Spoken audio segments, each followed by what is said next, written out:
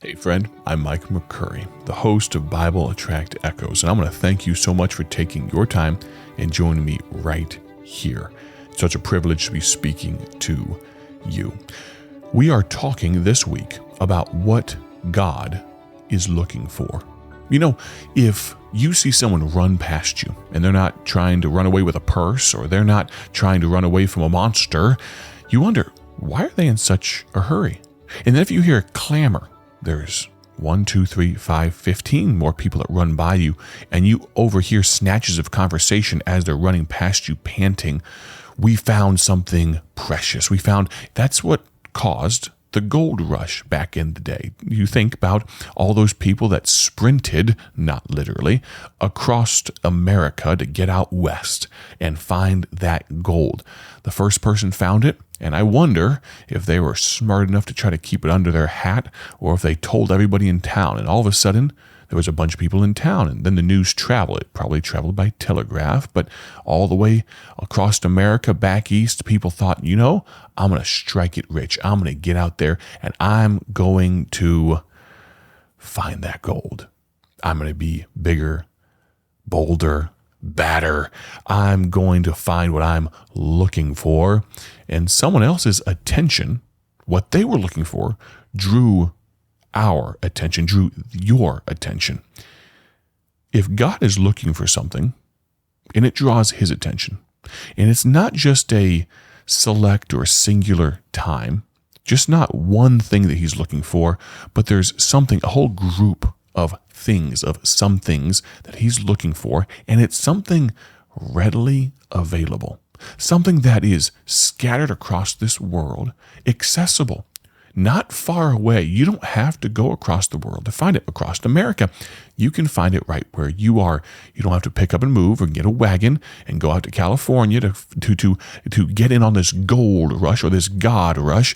No, you can find it right where you live. Wouldn't you be interested if God places enough value on it to look for it and find it?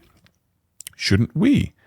What are these items of such significance, of such power, that the God of all eternity would look for them? Well, yesterday on the program, we compared and contrasted what men are looking for versus what we're going to talk about today, what God is looking for. You see, men look to be the best. And we talked about the Olympic Games and how we watch these competitors, and because they have our nation's flag on their shoulder or over their shoulders, we cheer for them. Why? Because they want to be the best, because we want them to be the best. We want to win.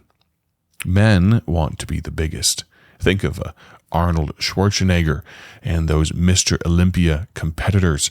Their desire, now, some would say, depending on your personal aesthetic, that maybe they get so big as to be grotesque. I don't know. If I could not scratch my back, now I'm making excuses for the fact that I'm not in better shape here, but if I could not scratch my chin because my bicep is so large, it kind of defeats the purpose.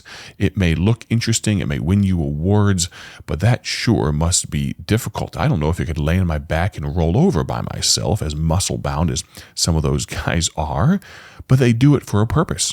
They want to be the biggest. Men want to be the boldest. They want to take risks. Think of skydivers and bungee jumpers or motocross riders. It's incredible the feats that humanity is capable of, but we're constantly pushing the boundaries. No one wants to do the second highest motorcycle jump. They want to get to be the biggest, the boldest, and the best. But we found in Scripture that isn't precisely what God is looking for. So what is God looking for? I don't believe he's looking for power, prestige, or prominence. God looks for that which is broken, weak, and small. So let's jump in here for just a moment. Go to the book of John, chapter 6. John, chapter 6. God's not looking for the biggest, the best, or the boldest. He is looking for something that the first item we're going to find in the book of John. I'm going to turn over there myself. Matthew, Mark, Luke, and John. Here we go. Chapter number 6.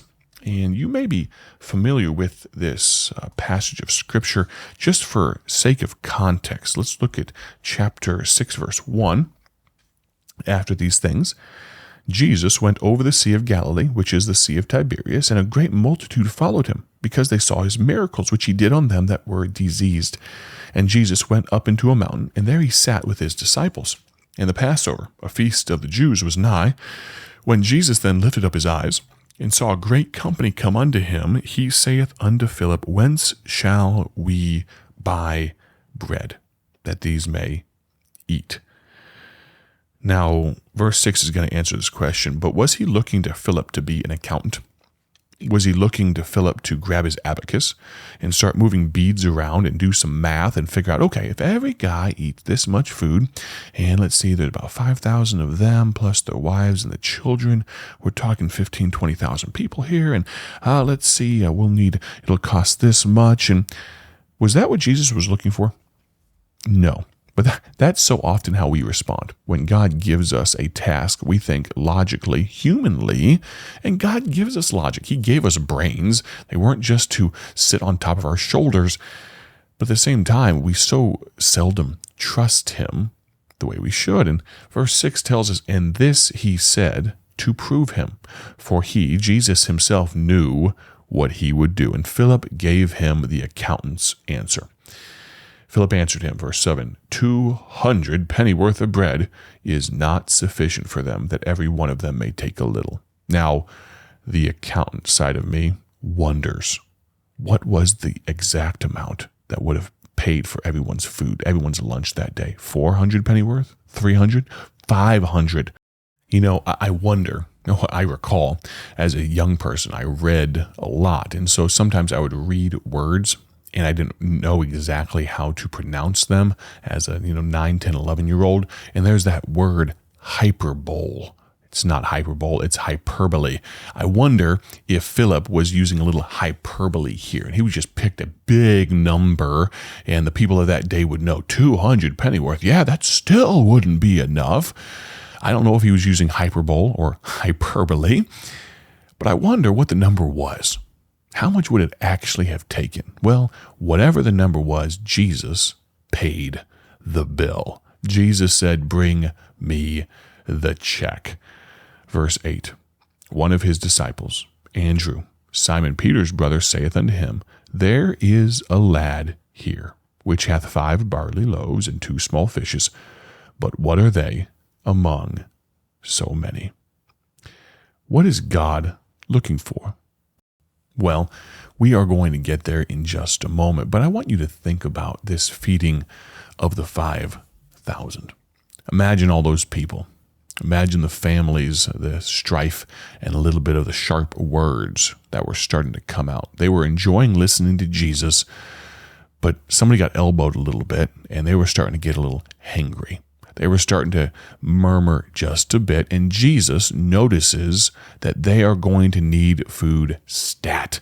They are going to need sustenance post haste. They are gonna need some calories.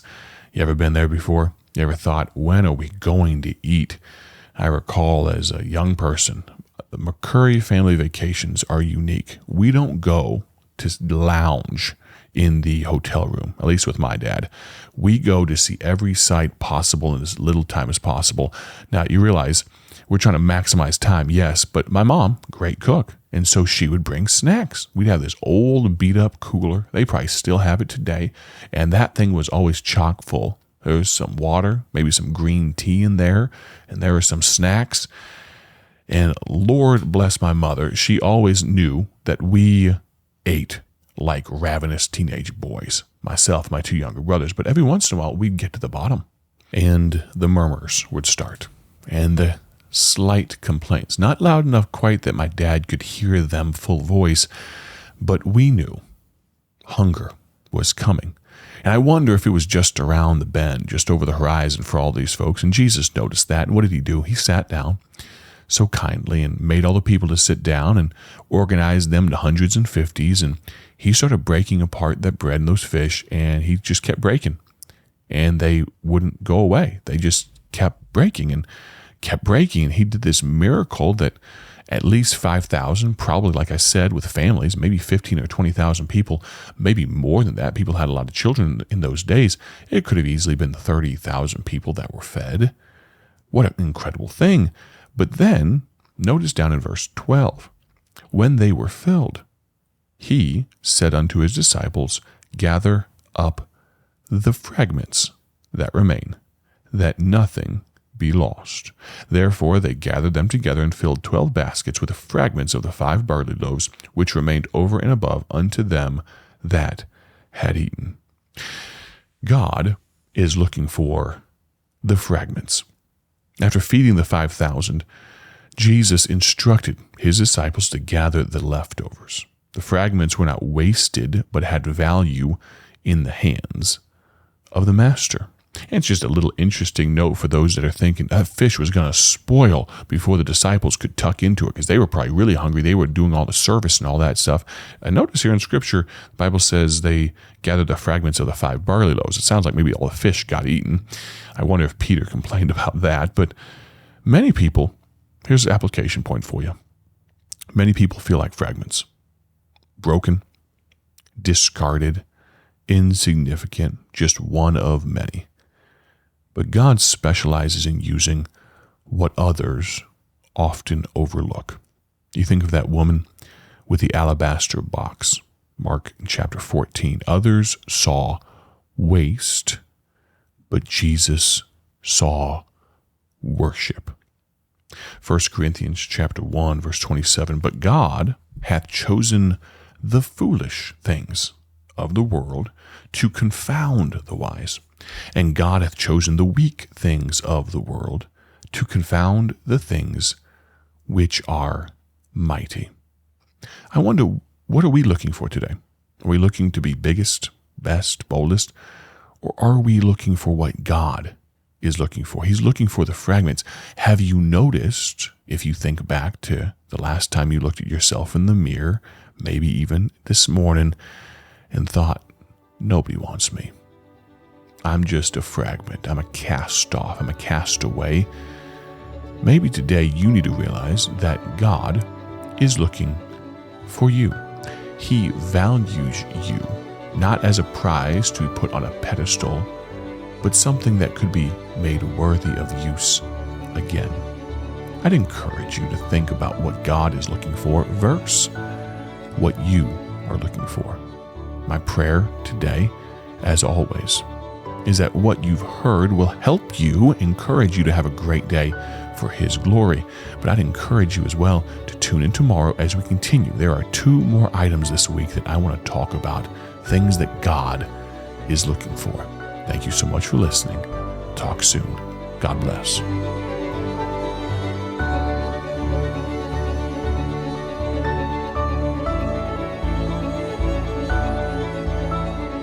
Thank you for tuning in to Bible Tract Echoes, the radio ministry of Bible Tracts Incorporated. Want to see our gospel tracts and other resources? Visit us online at BibleTractsInc.org. That's BibleTractsInc.org. Or follow us on social media to learn how you can partner with this ministry. Thanks again for listening.